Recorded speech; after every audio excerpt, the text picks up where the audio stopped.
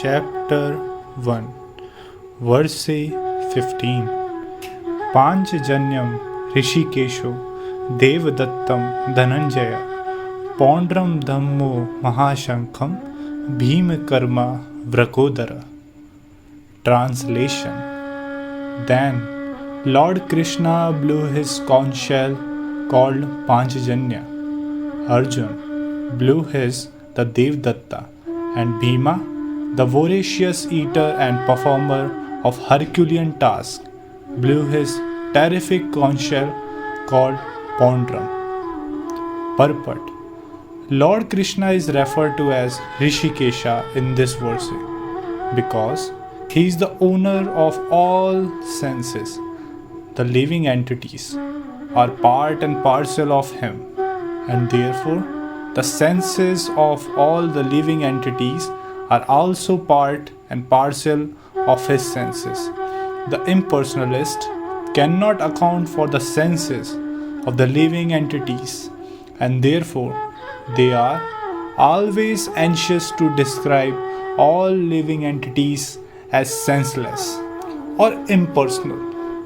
The Lord, situated in the hearts of all living entities, directs their senses, but he directs in terms of the surrender of the living entity, and in the case of a pure devotee, he directly controls the senses.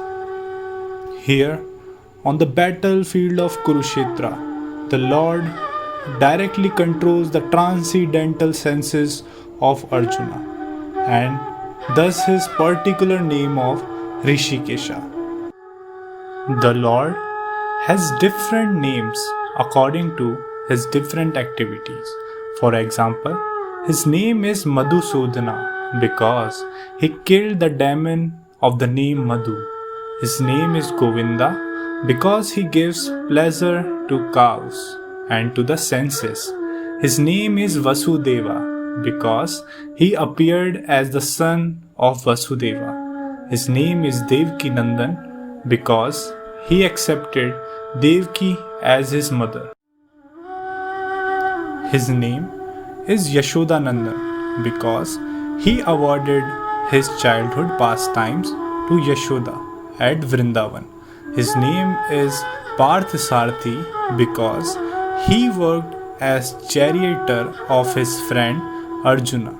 Similarly, his name is Rishikesha because he gave direction to Arjuna on the battlefield of Kurukshetra.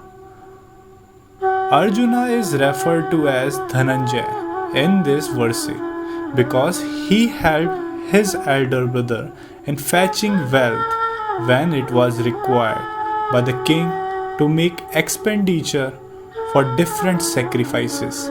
Similarly, Bhima is known as Vrakodara because he could eat as voraciously as he could perform Herculean tasks such as killing the demon Hidimba. So, the particular types of conch shell blown by different personalities on the sides of the Pandavas, beginning with the lords, were all very encouraging to the fighting soldiers. On the other side, there were no such credits, nor the presence of Lord Krishna, the supreme director, nor that of the goddess of fortune.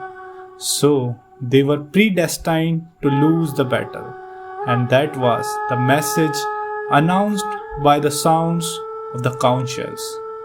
Thank you.